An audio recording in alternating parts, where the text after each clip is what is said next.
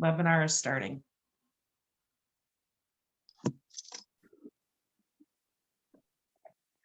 Greetings, colleagues. My name is Tonya Williams, and I am a political scientist.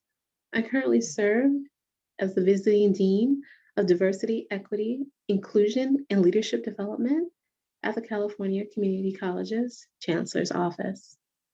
I'm also on the membership committee for the National Conference of Black Political Scientists, and I bring you greetings.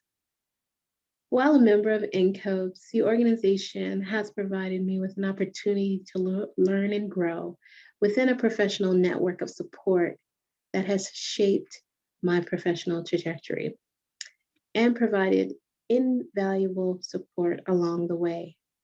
Perhaps most importantly, NCOBPS has provided community, a space where we could learn, grow, gather, inform and empower one another, and reimagine and reconstitute the role of political science from a Black perspective.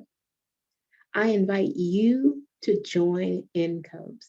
We are here to help build and get us free. Join us. We welcome your expertise and passion.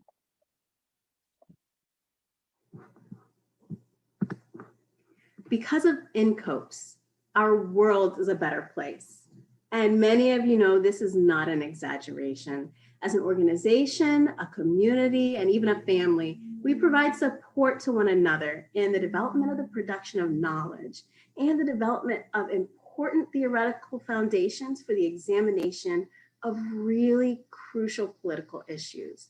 From our seasoned to our newer scholars and everyone in between, we see the sharing of perspectives and research, the challenging of ideas, and the supporting of dynamic scholarship and mentorship. Because of NCOBPS, I have cherished colleagues across the nation who understand the specific experiences of Black political scientists within many different types of organizations and institutions. And we are able to build one another up and share best practices. I really, really appreciate the opportunities that are available through this community for interaction and growth and caring and sharing. And I encourage you to encourage others to join and support NCOBPS. My name is Dr. Jessica Carew, and I'm a political scientist at Elon University. Join NCOBPS. We are here to help, here to build, and here to get free. Join us. We welcome your expertise and passion.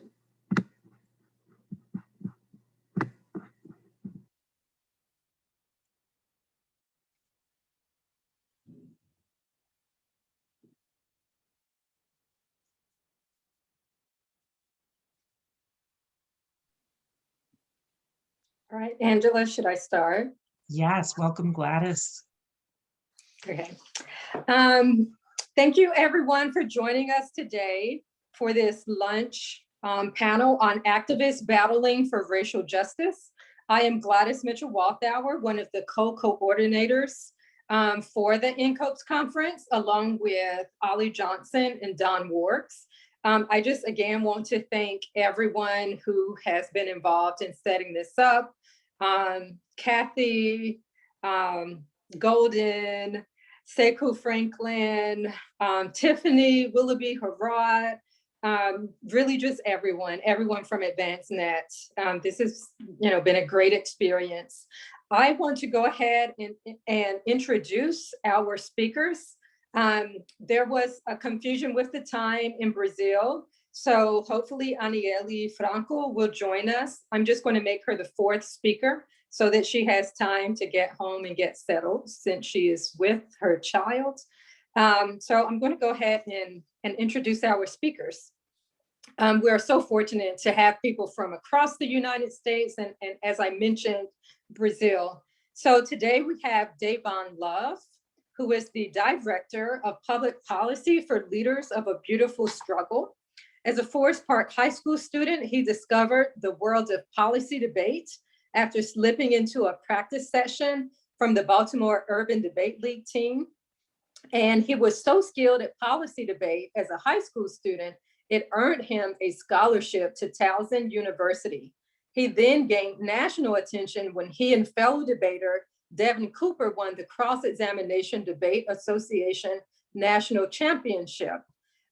He is also the co-author of the Black Book, Reflections from the Baltimore Grassroots, a collection of essays that describe important issues facing grassroots activists and organizers in Baltimore.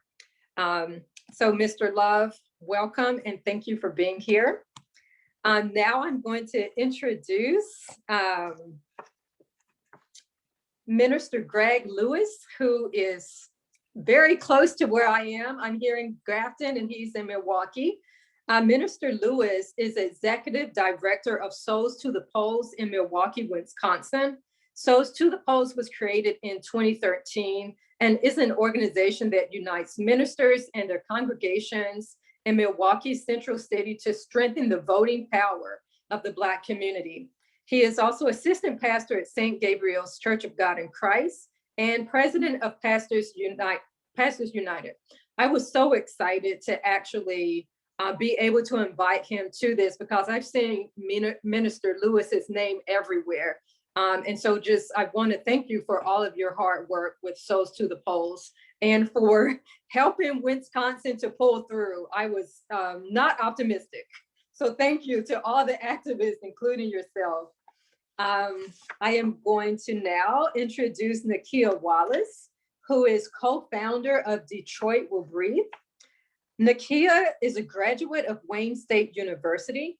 On June 29, 2020, Detroit Will Breathe led a march and rally in Southwest Detroit to lucha, as mi lucha, your struggle is my struggle, in solidarity with over 30 community organizations. On July 2nd, according to Associate Professor Lisa Winters of Wayne State University, Wallace published an open letter to Detroit City Council President and congressional candidate Brenda Jones that placed the Detroit protest within both a historical and contemporary context of the disfranchisement of Detroit's Black citizens. So she has done a lot of work in Detroit. So thank you for all of your hard work as well. And then lastly, I will introduce Anieli Franco, who, as I mentioned before, is in Brazil and is the sister to Marielle Franco. And again, I really hope that she can join us. Anieli Franco is from the Maré favela in Rio de Janeiro. She holds a BA in journalism and English from North Carolina Central University and a BA in English literature from the State University of Rio.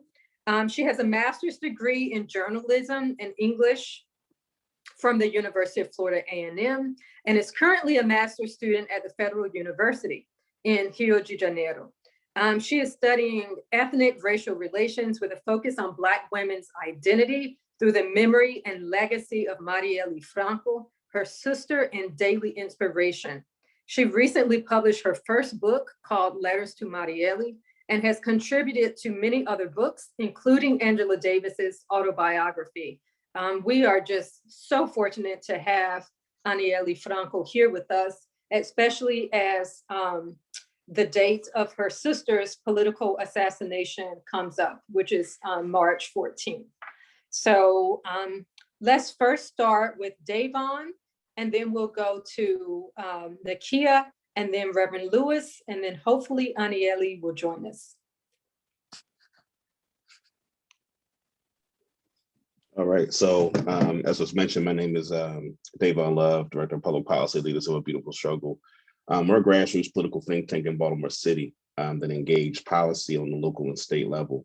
And we're an organization that, a big part of how we came to be was related to the work that we did, as was mentioned in the bio, the work that we did in policy debate, and recognizing the importance that public policy plays in the ability to address the conditions that, my community. And one of the things that we became clear about is that many of the organizations that formally represented the interest of Black folks in the formal public policy space were not organizations controlled, owned, or operated by Black people. And so we felt the need to, in 2010, form an organization that would do that. And Gladys, I want to make sure I didn't miss the prompt. So I'm introducing myself. Is there a particular prompt in addition to that? You're just going to talk about your activism in Baltimore. Got it. And so one of the first efforts that we organized around were criminal justice issues. We were a part of an effort to stop the construction of a juvenile detention facility in East Baltimore. Clear about the prison industrial complex and about how young people get sucked into the system. And so we were advocating for the jail to be scrapped and for the state to focus more on alternatives to incarceration. And we were successful in that effort. We've been involved in pretrial reform, otherwise known as bail reform. The idea that there are people who are in jail because they don't have money to pay for their freedom when they haven't been convicted of a crime. We've been involved in advocacy around shifting resources in city government. We were a part of an effort to develop a $12 million a year fund that specifically goes to grassroots and Black-led community-based organizations in Baltimore. Police accountability work, and that's actually a lot of the work that we're involved in now legislatively. And so that's a big part. I guess what I'll end just in terms of introduction of the work that LBS does is that we made a very intentional decision early on not to be a nonprofit organization. We're actually an LLC, we're a for-profit, and that's important because many organizations that are dependent on grants have limitations as to the level of political muscle they can flex and their ability to be direct and forthright. And we're an organization that in our advocacy are unapologetic about the fact that we represent the interests of Black people and addressing the system of white supremacy and how folks are complicit in that. That's a part of our advocacy. And because we develop a business model that is predicated on us having a strong, deep, and diverse base in the Black community as the basis for our ability to have a platform and our ability to move things in the public policy arena, that's been central to our ability to maintain a level of independence that's allowed us to work on those issues that I mentioned, unencumbered in many respects by the limitations of many kind of liberal white formations that tend to mediate a lot of Black political activity. So I'll stop there. Thank you. And we will have a Q&A, so I'm sure we will have lots of questions. Nakia. Hi, so again, my name is Nakia Wallace. I am a co-founder and organizer with an organization called Detroit Will Breathe. And Detroit Will Breathe is an organization formed in the streets in the wake of the murder of George Floyd in the summer of 2020. So Detroit Will Breathe is a militant youth-led organization, and how we employ a lot of strategies, mainly direct action, civil disobedience, and whatever it takes to fight in defense of Black and Brown lives in every means that's necessary to do that. So we led over 200 protests last year. We also launched a lawsuit in which we sued the police department, the mayor of the city, the police chief, and officers in their individual capacities. And so really what Detroit Will Breathe does and seeks to do is hold the state accountable for their crimes against Black people. And so that for us has been in the form of fighting around individual eviction defense campaigns. That has been in the form of showing up when the police kill people and demanding to have the footage released. That for us has been in the form of holding space whenever and however we see fit to make sure our demands are met. And so Detroit is an interesting place in that it's the Blackest city in the nation. But it's also one of the most segregated places in this country. And so making sure that the vast majority of Detroiters who do live below the poverty line, who are Black people who have spent their lives here, we have an organization that's representative of what it is that, you know, little Black girls in poverty and little Black boys in poverty like me are able to fight on our own terms, for our freedom. And so I don't know, you want me to go into like a little bit more specifics about some of the things we've done, or is that good? Or That's fine for now. We can always, you can add to that during the question and answer. Minister Lewis. Hi. I want to thank you for having me, first of all, and I want to give a hats off to Brother Love there, and make sure I give the hats off to Nakia, because I've been in Baltimore a lot, because I used to always go there to for that Cal Ripken baseball camp, and the brothers always came out and they gave presentations there that looked like they was always taking over. I was like, wow, they rolling in Baltimore. I used to love that. And I was in Detroit talking about housing. So, I'm kind of feeling kind of comfortable here. But here in Milwaukee, we had this space here is considered one of the worst places to raise Black children. And we're behind in almost every category that means anything in this country. And our folks are really folks who you really have to kind of drag to success for, standing up for themselves. I always say, if you want folks to stop riding your back, stand up. They'll slide right off. But, we continue to do the work here. And, I'm the executive director of Souls to the Polls. And we started this about in 2010, actually. I was in one of the local Black-owned stores, which are very few here in Milwaukee. And, I was leaving, and Brother Earl Butler, who owns Personality, said, "Where you going?" I told him I was going to vote. And he said, "What you going to vote for?" I mean, because if you want to vote, it doesn't mean anything unless you have a block. And I thought about that, and I went to vote. I said, well, I'm gonna get myself a block then. And I was a minister, and I thought about the church, and the church is all we have now. We don't have home ownership, we don't have businesses, but we do have the church. And people go to the church and they listen to the pastors, the leaders. So I said, well, I'm gonna organize the leaders, and hardly anybody knew me, but we organized, and now I'm the director of Souls to the Polls in Milwaukee. And Souls to the Polls is an alliance of ministers working to create a power block that can meet real change in our community. We, in Milwaukee, we're one of the most segregated cities in the United States, with huge disparities in family income, employment, education, and imprisonment levels. And that disparity is large between Black and white folks. We believe that building electoral power can improve the lives of our people as we become decision makers at the local, state, and national levels.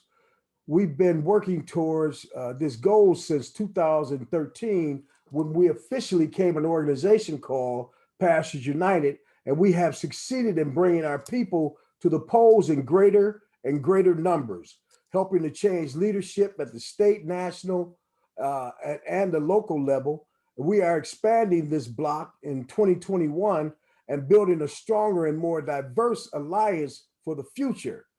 In 2020, the pandemic stopped our door-to-door canvassing, and I almost died of the virus. If I had not gotten to the hospital on May 27th, I would have died of COVID-19. But in our situation, just because you're dying, you don't stop fighting. It seemed like we had hit a brick wall at that point with the pandemic and everything else going on. But I recovered, and we all rallied to fight another day. We mobilized and did whatever it took to win, to overcome the social isolation throughout the pandemic. We use radio, social media, and safe outdoor events to attract voters. We lit up Milwaukee with all kind of signs, and it was a battle cry and our victory as we hung banners. We filled billboards and sponsored a candlelight rally with face leaders from all over the city. We work to build people's faith in the electoral process. History has taught many people that our votes don't make a difference, and misinformation from right-wing groups has played on that belief to discourage people from voting. Ministers are trusted leaders in our community and have spoken out to their congregations about the power of the vote. And ministers have brought congregation members to early vote sites to make their voices heard together. Victory was ours, but it would not mean anything if it had not gotten the proper results. You know, people in office who have done things that was done just the other day with this COVID relief, you know, and we always have to decide to vote for, to me, the lesser evil, because I'm not a Democrat or Republican, but I just think, you know, we got to express ourselves in some kind of way. And maybe nationally, that's not really what this is all about. I think locally is where we really make our moves. And we have to understand that we have to do that as a voting bloc. Now, in 2021, we are looking forward to a more open world where people will meet in churches again and reach out to the people living in church neighborhoods, helping people helping them to register, to vote, and jump the many hurdles that conservatives are setting up to suppress the vote even now. There are over 235 issues all over the country right now where people are bringing legislation to stop people of color from voting. And I always say, if you didn't think your vote was important, why do you think so many people are trying to stop you from voting? You know, we have that kind of power, but we have to use it. And that's what I call a revolution. I said, man, why don't we get together and strategize and get in the system and kill it? You know, we have to make sure that we understand how important and how much power we really have. And we will continue to use radio, social media, local newspapers to educate and encourage people to participate in elections. In 2022, we will elect governors, US senators, congressional representatives, and all the state assembly representatives. This is a high stakes election in 2022. We're building a Black and brown partnership. We're partnering with our Hispanic brothers and sisters, you know, because we have some things in common: housing, we have, you know, inclusion, we have even immigration. They don't hardly let any Black folks in America now. And we have those things to work on together. And we also have to work together this COVID-19. We are committed to making our lives financially secure, healthy, and safe. That will only happen if we are seen as a powerful bloc. So we're building a bloc. You know, we want to have at least 25,000 people in this city working together to make sure that we build a block of people who are going to operate in a way that is strategic, and we work together doing that with clear priorities and commitment to keep elected officials accountable to the people who put them in office. We are also setting issue goals: ensure our people have protection from COVID, stop assault on voting rights. We want people to vote. We know why there is a flood of anti-voter rules coming out now. Right-wing leaders are afraid of what a strong voting bloc can do. There's a serious and widespread housing crisis in low-income neighborhoods. Evictions are coming. We need rental assistance from the COVID recovery bill. There's not enough affordable housing. We need more rental and home ownership options that cost less than a third of people's income. Black and brown people are coming together here, fighting for justice and racial equality on many fronts: on the streets, in the courts, and in the city, the state, and nationally. The halls of power. We are entering those halls with a block of voters who are ready to stick together. We have to convince our people that they matter and can make change happen.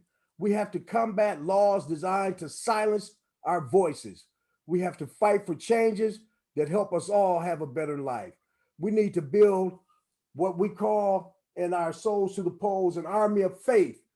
And we like to show the power of 100,000 souls to the polls. And that's what we did in this last election that turned Wisconsin blue, and the election before that, where we turned a new governorship Democratic here in Wisconsin. And I just want to say one thing for sure is that I'm really not Democrat or Republican, but I know we have to vote the lesser two evils here. That's a horrible choice, but that's the choice we have until we can make things better for ourselves. So, you know, we're souls to the polls, and we get people to the polls. We have raised the voting in our community 87%. And now we want to continue to do that as we work together to build and develop communities that are sacrificing for one another and building to make, you know, the voices heard who have never been heard before. And I just believe if you're not at the table, you're certainly on the menu. And that is why, you know, we sacrifice for one another and making sure that we get these souls to the polls. Thank you. Thank you. Okay, we are still waiting for Anieli Franco, but if she's not able to go on, I'm just going to go ahead and ask my questions to you all. And then also I will take questions. So for our audience members, if you have questions, feel free to put them in the chat. And then I will also take other questions. So for Davon, can you discuss your organization's role during the 2020 presidential election? That's one question. The second question that I have is that I would like for you to discuss the impact of Freddie Gray's execution on activism in Baltimore. And I can imagine that after that horrible experience, that the impact is lasting. And so I'm assuming that people are still doing things. For Nakia, you mentioned that your group is a group of militant youth. So I wanted you to talk a little bit about this militancy, and can you compare it to the Black Power militancy during the Black Power era? And then lastly, for Minister Lewis, can you talk, there are two questions that I have, and one is beyond voting and electoral power. What is Souls to the Polls doing to reach out to young people? And I agree with everything you said. So every time I read those statistics about Milwaukee being one of the worst places for Black people and Black children is really true. And I feel it as someone who is not from here. So what things are you all doing to, to fight against anti-Blackness? And then the other question that I have is, how does the Black church as an entity reach out to young people just to also encourage them to be involved and active and things like that. So we can just go in the order of the questions. Davon, Nakia, and Minister Lewis. All right, so your first question about the presidential election. So my organization actually played almost really no role in the presidential election. And for us, that's particularly important for a variety of reasons. One, Maryland is a Democratic Party stronghold. And as it relates to the Electoral College, it's been several decades since Maryland has ever gone anything but blue. And now that fact is important for our local organizing, because a part of what that has done, Maryland being such a Democratic Party stronghold, is that it has allowed the Democratic Party in Maryland to be complicit in advancing policies that undermine the quality of life of Black people and elevate Black folks who are essentially gatekeepers for white economic and political power. And even over the past, the 4 years of Donald Trump, in the White House, a part of what happened in my organization and others observed this, where there was so much conversation about Trump that it was a way to deflect from many of the kinds of political damage that was being done in many respects by elements of kind of the Black gatekeeper class to perpetuate the inequities that exist here. And so a big part of like what we advocated for my organization, we wanted folks to, wanted to vote third party. And there was a bunch of people who, were upset at us about that. And one of the things that we made clear to many of folks that would listen to our argument is that, Maryland goes over 800,000 people in the plus category and for Democrats, which, and we were clear that we don't have nearly enough influence to affect 800,000 people. But to whatever extent that we could push the Democratic Party leftward in the state of Maryland, using the presidential election as leverage, using the election as leverage for local politics. And there were a lot of people that got really upset at us, using some of the, kind of name calling, things like, oh, you all must support Trump. Oh, you all are, just, idealists. You don't understand how politics really works. And one of the things that we had to explain, because this was a similar tactic and approach we took in 2016 in Maryland. And I would argue as a result of us and others taking that approach, having viable third party, left third party options available, we have a more progressive city council. We have a state legislature that's moved further to the left. We have a mayor that's moved further to the left as a result of that pressure, coming from. And so I just wanted to make it a point to mention that, because I think the electoral political arena requires a level of sophistication that actually empowers the community, as opposed to what I think happens in reverse, where the community is just expected to show up for folks in political positions that don't deliver for their community. Your second question about Freddie Gray. So LBS, so I didn't mention this, LBS was founded in 2010. My organization was founded in 2010. So I mentioned the first effort around stopping the construction of a youth detention facility. We had gotten an award from our local branch of the NAACP in November of 2013. And there, at this award breakfast, there was a mentor of mine who was then state delegate Joe Carter. She's now a state senator. And she was with a woman named Chris Brown. Chris Brown was the mother of a gentleman named Christopher Brown, who was killed in 2012 by an off-duty police officer in Baltimore County. And so then Delegate Carter introduced us and asked if we would work on a piece of legislation called Christopher's Law. And in the 2014 General Assembly, we worked on and passed a bill called Christopher's Law that was essentially around police training. So that was winter, spring of 2014, because our General Assembly is 90 days. August of 2014 happens, you have the Ferguson uprising. So you have now kind of a much broader national conversation around policing.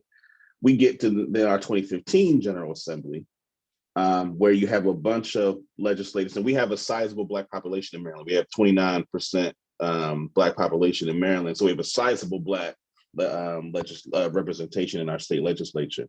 You had a bunch of people put in bills around police accountability, and I'm kind of being facetious, but it's the truth. You had a bunch of people putting in bills who had watched a bunch of MSNBC and thought they were going to put in bills that would get them on television that didn't actually address the problem.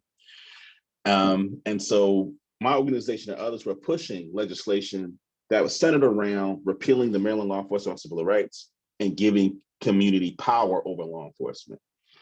None of our bills moved in 2015. A few weeks after the General Assembly was over, our General Assembly ends in April, Freddie Gray was hospitalized and then died. And many of the issues that emerged as to what happened and the inability for there to be information about what happened and accountability had to do with the legislation that we had been pushing just a few weeks earlier. And so what that did for us is that it elevated the nature of the work that had already been happening prior to the uprising, but it gave a national platform for the work around police accountability. The last thing I'll say just on this question is that what it's done for us locally, because one of the things that I've lamented about is that national conversations about police accountability have been flawed because it doesn't focus enough on the fact that policing as a matter of law is the providence of state and local law. There are no national policies that can be passed to address the issue of police accountability. And so even though on television, there was a lot of conversation about national policing advocacy, what it did for us is that because we were doing legislative advocacy on the state and local level, we were able to use some of the momentum that comes from some of the national attention and help to elevate it and push the work that we were doing locally in a way that could possibly have some meaningful possibility of actually moving the needle on that issue. Thank you. Nakia? Yeah. So I'm going to try to answer your first question around militancy. So for us, militancy means being unmovable in the fight for Black liberation. And so what does that mean? That means, quite frankly, we were met every single day in the streets or almost every other day with violence, police repression. And it means not letting that bullying, the threat of physical violence, that harassment, stop you from fighting for your lives. And so that's one of the ways, right? But really what it means is not allowing the movement to be co-opted or to be misled. And so I think for Detroit Will Breathe, it's like we have to stand up in the face of inequality, like unequivocally.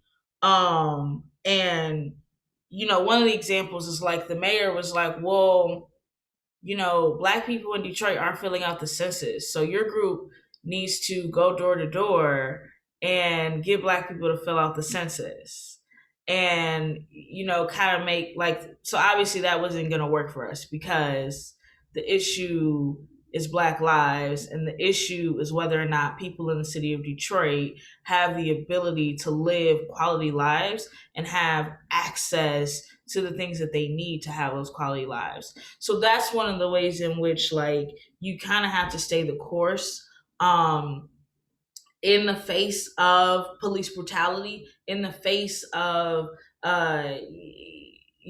one of the other things is not engaging in any marriages. We're talking about electoral politics. And for us, for Detroit Will Breathe, we refuse to endorse any candidate for anything. And we had to just be really clear about that, because being independent was really important for the movement, and being able to not be engaged in a marriage. Because just what Davon is saying, Detroit is a Democratic run city. That didn't stop the Democratic mayor and police chief from beating the hell out of us. That didn't stop them from suing us in court.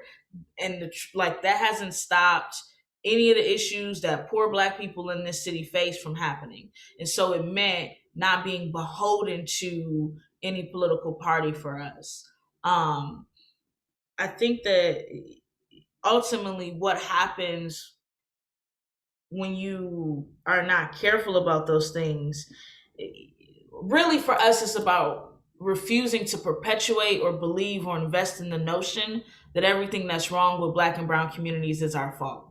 Because when we perpetuate that and we invest in that, we absolve the state of their crimes, and we absolve the people who are actively harming us from being held accountable.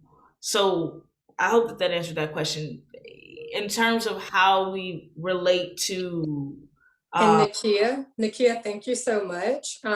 So I want you to have time to follow up with the second one, and also for Minister Lewis to answer the question that I asked. But first, since Anieli Franco arrived, I want her to be able to present. So Anieli, I have already introduced you. I am so grateful that you are here. The other thing that I want to mention before Anieli speaks is that, as you all have already mentioned, we are all talking about very Black cities. So just to give the audience some numbers. So Detroit is 80% Black. Baltimore is 64% Black. 86. Milwaukee, sorry, 86? Got it. 86% Black, very Black. Milwaukee is 40% Black, and Rio is 50% Black. So it's amazing that we're talking about these cities with these, very high Black populations, but still so much inequality. So without further ado, I'm going to introduce Anieli Franco from the Anieli Franco Institute. Hi, everyone. I'm sorry to arrive now, but I think we have a misunderstood on the time, and I'm very, very sorry to be here now, but I'm glad to be here with you guys. My name is Anieli Franco. I'm Anieli Franco's sister. I studied in North Carolina for 2 years, and I also studied in Louisiana Tech and Florida A&M, all my HBCU pride, and I'm so glad to be here sharing with you all this moment. Well, my sister was killed in March 2018 with 5 shots on her head, and since then our life has completely changed. But we had to breathe and we had to do something after this whole tragedy. And therefore, we decided as a family to create an institute, which is called Instituto Anieli Franco Institute. We only have 1 year. We are very young, like a baby, but we have been doing many things to let people know how Brazilian government been treating Black people over here, how the government do not care about us, how people is so full of hateness, and they definitely do not care about Black people, especially Black women in Brazil. Marielle was a councilwoman. She was elected with 46,000 votes. It was like fantastic. We didn't have enough money to do her campaign, but with our crowdfunding and the family money, we could put her campaign together. So she got elected. And after that, she started doing many things and facing many challenges as well. And Marielle had on her body many fights that she used to ask for justice, especially for Black and single moms from the slums, from the favelas in Rio de Janeiro. And I think that is one of the reasons, I'm not sure, but I think I'm guessing here, that is one of the reasons that's why people killed her. She had a lot of power on the way she spoke. She had a lot of power on the way that she would come to work, and she would face everyone and tell how proud she was to be Black and LGBTQI plus also, and from the slums, like peripheral woman, and they didn't like that. So now I feel that kind of an obligation to keep the legacy, to keep spreading her seeds, to keep doing her work, even though I'm also receiving many threats, like death threats in Brazil, even though we are going to Inter-American Commission and ONU to tell them how endangered we are here. I'm not gonna quit, I don't know how much time we have, but I just want to let you guys know that I'm still working on the institute. My mom is over here with me. It's a lady who cries every day. Marielle had a daughter, one only daughter, who is still living, who now lives with me, and it's very hard. But at the same time, I think that my ancestors and my mom, and my grandparents taught me not to give up. And that's what we're doing here. Even though we have Bolsonaro saying that every Black person should die, I'm not getting scared of that. And I'm still raising my hand and putting my face closed and saying that as long as I have the power to be alive and as long as I can breathe, I'm gonna still keep saying that Marielle is here, Marielle lives, and Marielle is present in all of us. So thank you so much. And I'm very, very sorry to be late and not to hear you all, because I was really expecting to share with you. And I'm sorry my English is so HBCU and so No, because I don't really remember most of the words. It's been like 12 years since I lived back from Brazil, but I'm keep practicing and I'm here. Whatever y'all need, we can get connected and you can schedule all the time. Gladys, thank you. Thank you all. Anieli, thank you so much. And do not apologize. Your English is great. I was actually very impressed. I saw you on another panel and, you know, I was like, oh my gosh, she speaks English well. We need to have her on this panel. So I'm very, very happy that you are here. So let's go back to Nakia Wallace so you can finish answering your question. And then there was a question for Minister Lewis. And then for you, Anieli, so after they go, I would like for you to talk about the role of the Marieli Institute in the 2020 elections, where so many Black women ran for office. It was incredible. So yeah, if you could just talk about the role, and I like what you said in terms of people, they're not going to be silent, they're not going to be quiet. And in fact, people have been inspired to run for office and to continue fighting after your sister's assassination. So thank you so much for all the work you are doing. So we'll go back to Nakia, Reverend Lewis, and then to Anieli. Thank you. I think just the portion that I wanted to answer was, you know, how do we draw from movements that came before us?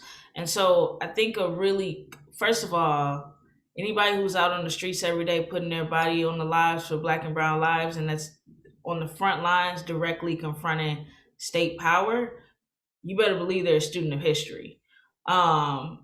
And so making sure that we're able to draw lessons from those that came before us and making sure that we're able to like concretely apply those lessons to the moment that we're in right now. I think one example is in Detroit in 1968, a prostitute was murdered by the Detroit police. Her name was Cynthia Scott. And at the time, a group of activists really fought for her right to some form of justice and really fought for the officers who killed Cynthia Scott to not just be let off. And so I think for us, that was really important to learn about and to hold up, because by her being a poor Black woman, by her being a sex worker, it was really easy for a lot of people to say this is not a person we should fight on behalf of. But the standpoint that Detroit Will Breathe takes is that when Black lives matter, they have to matter all the time. They have to matter, in every single circumstance. And so in July, the Detroit Police Department murdered a young man named Hakeem Littleton, execution style. He pulled out a gun and, they got him on the ground, they kicked the gun away, and they still shot him in the head anyway. And so the justification was that, well, he pulled out a gun. What do you expect? That's not the stance we took. We took the stance that they actually don't get to kill you in retaliatory tactics, in a retaliatory way, in that if they have, de-escalation has to be first, and then we preserve all life. So that's one clear way in which we draw from those struggles, and we really try to understand and learn from just those who came before us and those who fought before us. Thank you, Minister Lewis. The first thing I want to say is I'm so very pleased to be with these young people here, because I'm ready to follow them, because I think they're brilliant. I think they have, so much to offer us. And any time that I can support what they're doing, I want to do that. And that's important. Devon, Nakia, Aniel, I just think that, you are super, and I want to support you. But I want you to understand something, though. This isn't checkers, it's chess. And we have to always be so far ahead of everything. And we can't really, beat our chest and go out and talk about what we're going to do. We need to kind of be quiet about what we're doing, because a lot of what I do is at my kitchen table. As a matter of fact, we have 540 faith leaders who work with us.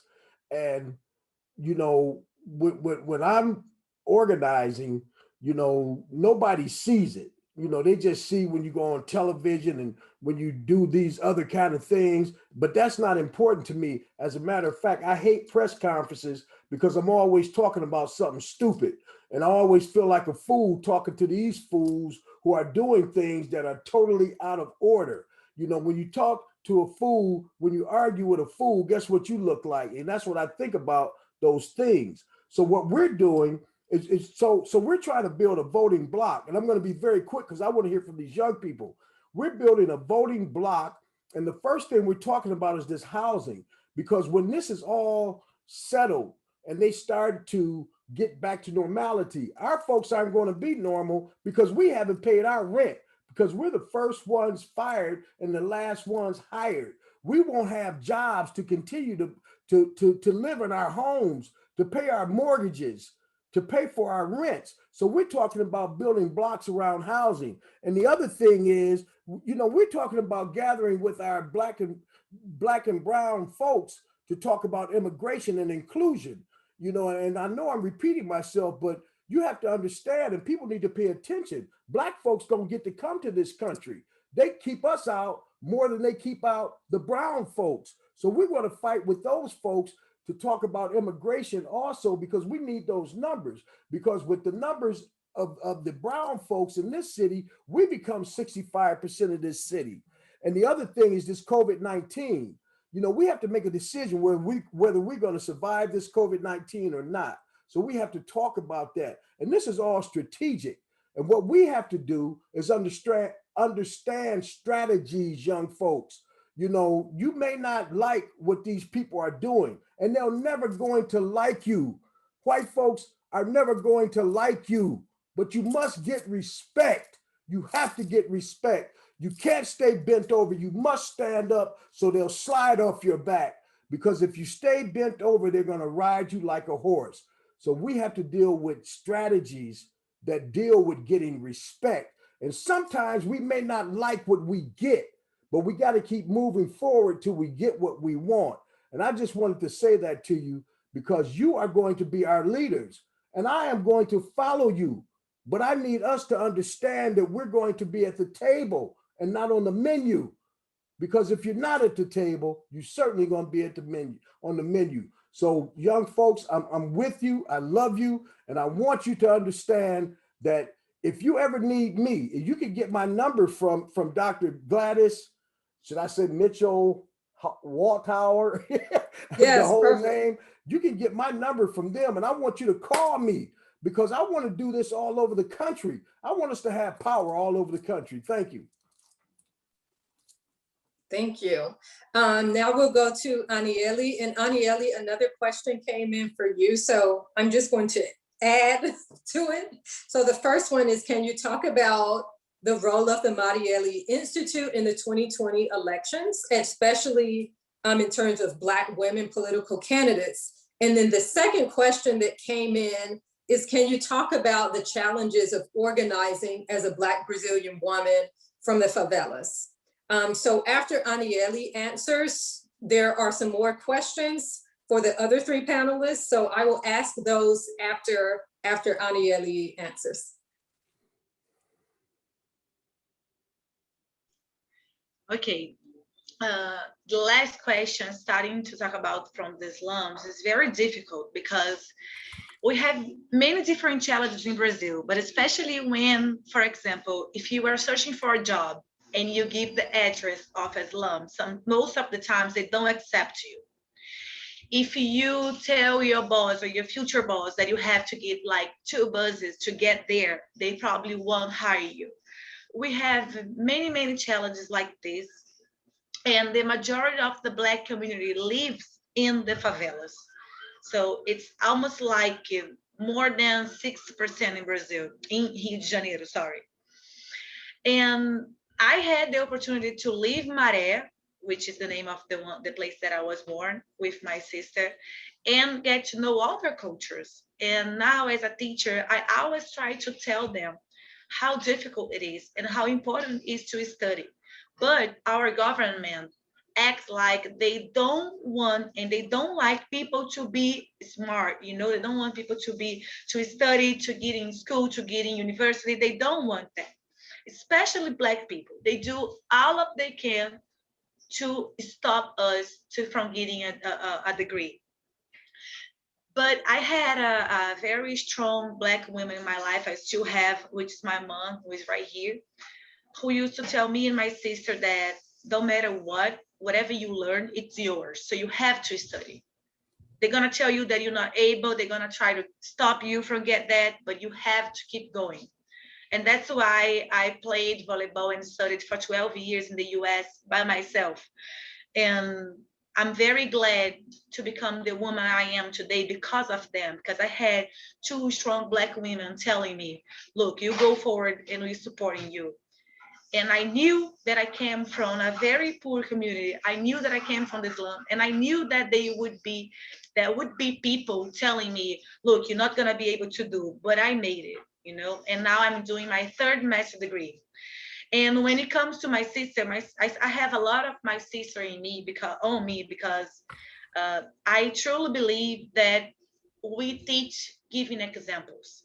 And Marielle used to work a lot. Marielle used to study a lot. And when she decided to run for councilwoman and got elected, she kept going on her studies because she knew that she was the only Black woman in that parliament. She knew that she could not come there or get in there and don't know what to say and don't know what to do. And that's why every day she got stronger and stronger. And that's what I tried to put in the Institute, you know, because in 2020, we had the first municipal elections after Marielle's death. A lot of people say Marielle's name here, but not all of them do what Marielle used to do. A lot of them use her name, her image, and say, oh, Marielle, but they don't act like her.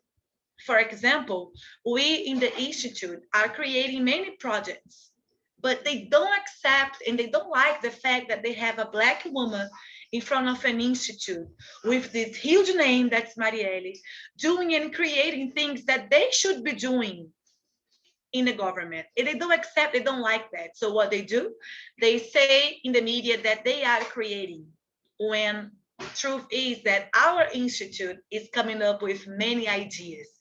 It's so frustrating to, you know, keep it going against so many people that don't like Black people, don't like Black women. But even though we did something very, very good, which was called, was a platform, anti-racist, is that how you say, anti-racist platform, to put in a document every work that Marielle did as a councilwoman.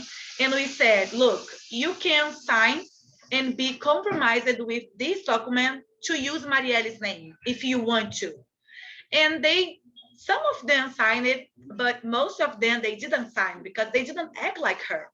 And we had many Black women elected. It was not a huge number, but it was something that came after Marielle. But that is one thing that, to close my talk, that I would like to say, that at the same time that we are very, very happy to see this many women getting in parliament, we get very worried because since the beginning of the year and since last year, we have been seeing many Black women being violent by the people who work with them in parliament and outside of them. So Black, especially Black and LGBTQI Black women, parliament women elected, they are always doing something, you know, any type of violence against them. So hopefully we will have better days in Brazil soon. I hope so. Thank you so much. Okay, so now there are some other questions and I'm going to read those. So Davon, can you talk a bit about the youth fund you were involved in, the vision and politics behind the youth fund? And then the second question for you, what are your current policy priorities and your approach to policy reform? And then the question for Reverend Lewis, can you talk about your strategy for the last election? This one is really important because seriously, I was amazed. And then Nakia, can you talk about the reforms you are pushing for and the strategy you are taking to bring this about. So we can just go in the order of the questions. Davon, Reverend Lewis, and Nakia. So the youth fund is important because one of the ways in which white supremacy as a system operates in Baltimore and in the state of Maryland is that you have many, you have the public sector, philanthropy, and nonprofit organizations that essentially profiteer off the suffering of Black people. So entire industries, whether it's, again, I talked about, major nonprofits, whether it's, the child welfare system, social services, that many of these institutions are merely managing Black suffering and are used as stepping stones for people to professionally matriculate up the political ladder, leaving behind the conditions that are the basis of the institutions that they climb politically off of. So the vision behind the youth fund is to say, we need to shift resources away from folks who profiteer off the suffering of Black people and into the hands of Black folks and into the community, so that we control the process by which young people are socialized and control the institutions that serve our community, such that the kinds of practitioners that get elevated are people that give people tools so that folks can be self-sufficient and that folks can be their highest selves. And unfortunately, much of the services that are provided to our community and many of these kind of human social service adjacent enterprises are delivered in a paternalistic way that are designed to maintain Black people's collective dependence on the benevolence of institutions outside of our community. The youth fund emerged actually after the uprising. And the idea was that there would be a portion of the city's budget, 3% of city's property tax dollars, that would be siphoned off for the purpose of investing in Black-led grassroots organizations that are providing services to the community. For us, this was an attempt at shifting power, because the ability to shift resources into the hands of Black folks that otherwise would not get access to those resources will provide a platform such that our community would be empowered. We could resource Black folks actually working with our communities and developing institutions. So when you have family crises, instead of sending them to some white-led big box nonprofit organization, we can send them to a community-based formation that has the resources to sustain itself. And so this leads into the second piece around how we do our advocacy. Because as I mentioned, we're a grassroots organization, and one of the biggest assets we have is our base. We spent a bunch of years early on doing a bunch of base building activities that aren't traditionally, I think, understood as base building, whether it's volunteering for community-based organizations, showing up at town halls. I was a high school teacher for many years. I coached debate for many years. We have people on our leadership team that have worked in prisons. So we have a long history of doing work in the community, and people have over the years seen our consistency. So our base consists of, whether it's people who are formerly incarcerated, whether it's people that are, Greek letter organizations, whether it's high school teachers, professors, our base, is broad, right? And because we have such a broad base, it allows us then to engage policymakers from a position of strength. So when we do our policy work, we're not doing the traditional thing of, trying to, be in the networks of the decision makers and convince them to see our position. We come to the table with, we have a base. Your preacher cares what I think, right? Your, school teachers, think, care what I think. The people who vote for you care what we think. And that's how we were able to get the youth fund done. Because there are a lot of forces in philanthropy in the nonprofit sector that continue, and I've had people say to me to continue not to like the fact that we were able to literally take millions of dollars and put it into the hands of Black folks in a sustainable way. And so I'll end on this. One of our major priorities is policing. And one of the things that I think has happened on the issue of police accountability is that, particularly in mainstream renderings of the issue, that the issue of police brutality has been presented in a way that it's about getting people to recognize Black people suffering. And that frame, I think, has had the impact then of framing the kinds of policies that people focus on, whether it's body cameras or things like police training, things like that. What that obscures, though, is the question of power. Because fundamentally, if Black people control the institutions that govern our lives, we can never levy real consequences against those that harm us. So on police accountability, LBS in Baltimore and in our state legislature, we focused pretty narrowly on what are things that puts power into the hands of community. And we focused on the idea of the development of a community oversight entity created by the local legislature, because it's the only public process that's available such that the community, if organized properly, can control. And have the ability to then impose that on the police department to impose discipline. So we actually are in our General Assembly now, and actually yesterday there was a big floor debate because both chambers in our state legislatures gutted the community oversight part of the bill. So they're okay in giving us some of the use of force standards piece, because it may help in a handful of cases better prosecute police officers, right? They reluctantly gave us access to information about the investigatory records of police officers.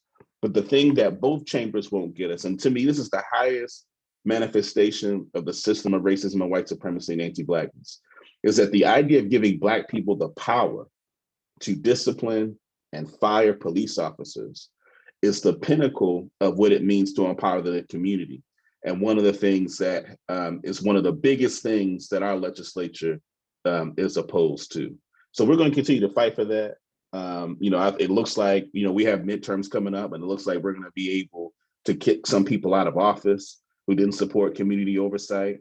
We've been able to, if you go to our social media pages, LBS Baltimore, you'll see us clip images of legislators, describing the concept of community control as a kangaroo court, right? The idea of Black people having power is so beyond the pale over policing. And so that's both our approach. And again, one of our major legislative priorities that we've been working on. Thank you.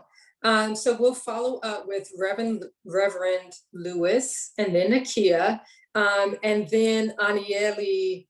You can offer any last comments. We have about 3 to 4 minutes, so maybe if everyone can answer in a minute. So Reverend Lewis, Nakia, and Anieli. There is no easy way to organize. I had to, talk to, in the beginning, I visited with 64 faith leaders, and we just had one-on-one sessions. And during the election, I had to call over 540 faith leaders just to talk about how we were going to work together. There's no easy way to do it. And I'm going to tell you, when you are effective, people don't see your work. So, if people are seeing your work, you're probably not being effective. I'm going to tell you that right now. You need to be behind closed doors, in back rooms. You need to be at your kitchen table, making sure that people understand the validity of what needs to happen and how hard you need to work together. And that needs to happen one-on-one. And those things happen only when you take the careful care and making sure that they are important as you need them to be. Everybody's got to be more important than you, the organizer. Everybody's got to be more important. And you have to make sure that they understand that. And I just wanted to say to the lady who asked the one question that that what happened in Minneapolis was very dear to the church. And we stuck together because of that situation for sure. Don't think the church doesn't care, because the church does care. The only people who don't understand that the church doesn't care are people who don't go to church because they don't see what's going on. Thank you. God bless you. And thank you so much, Doctor, for having me here. All right, Nakia, and then Anieli. Yeah, I'm gonna be brief. I think in terms of what are the strategies that what are specific things we're fighting around, that's a really long list. I would encourage anybody who's actually interested to follow Detroit Will Breathe on social media. We also have a website that kind of chronicles the list of demands that we've had since our inception. But one of the things we've been able to do in suing the police department was get a federally issued temporary restraining order, which is the first of its kind in the nation. It meant that the Detroit Police Department could no longer employ certain tactics against protesters in the streets. So there was a viral image of me in a chokehold. A federal judge said that they can't do that. A federal judge said that they cannot arrest us en masse for no reason. So those are the types of things. The other thing that I really want to say is, like, we haven't seen any kind of major progressive policy change in this country in a vacuum. It's always coming in tandem with movement. And so that's really important to understand when we talk about policy change and how those changes come about. They come out of movement. They don't come because liberals or Democrats or Republicans or whoever have good hearts. They come because they're forced to do it. And that's, I just wanted to make that clear. And then also, I wanted to be clear about DWB's strategy around the elections. So no, we did not go door to door for Biden. We did not endorse him. What we did do, though, because Detroit was a battleground and there was a series of racist fascists who came into Detroit to intimidate election workers. So there was a broader coalition of organizations that stood up in defense of basic democracy. And that made it very clear that we will defend the right of Black Detroiters to vote and to not be, violently persecuted or have our free speech and our basic right to democracy trampled over in our city. So I just want to be clear about that. Like, no, we are not doing that. But it is important to stand up in defense of democracy and to fight against fascism. Sorry. Thank you, Anieli. Well, guys, again, I guess I'm just gonna say thank you for being here. Listen to you guys. I really wanted to arrive earlier, but it was great to share our experience and hear yours experience, and say that we are all here in Brazil. Whatever you need, if you want to connect, I strongly believe that the Institute is constructed collectively. Next Sunday, we'll be completing 3 years without my sister, and the most of positive energy that you can send to me and to my family, I appreciate, and thank you so much. I think that's it, and we are here together and united. Thank you.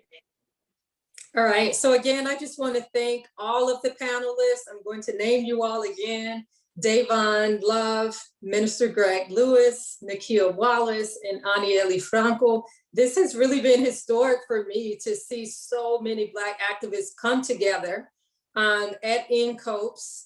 And it's not that we haven't had this before, but just given the moment that we are in, I think this is really, really important. All of you have each other's emails, so I strongly encourage you all to stay in contact with each other. Don't be surprised if any of you hear from me again, because I want to stay in contact with all of you. And I thank all of you for your very important work. And thank you, NCOBPS participants, and anyone else who was lucky and fortunate enough to hear this panel. So thank you all, and hope to see you all soon, face to face one day.